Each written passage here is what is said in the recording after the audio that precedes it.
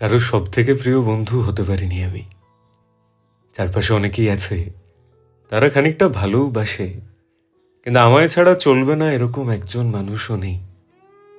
কথা অনেকের সাথেই হয়, অনেকের বন্ধুদের তালিকায় আমার নামও আছে, কিন্তু আলাদা করে জায়গা পাইনি আমি কারোর জীবনে।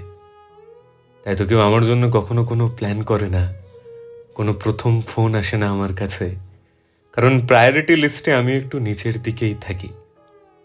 এরকম অনেক মানুষ আছে যাদের আমি খুব যত্ন করে সাজিয়ে রেখেছি নিজের জীবনে, কিন্তু আমায় ছাড়া তাদের জীবনে কোনো বদল আসবে না, কারণ সব থেকে প্রিয় বন্ধু আমি কারোর হতে পারিনি।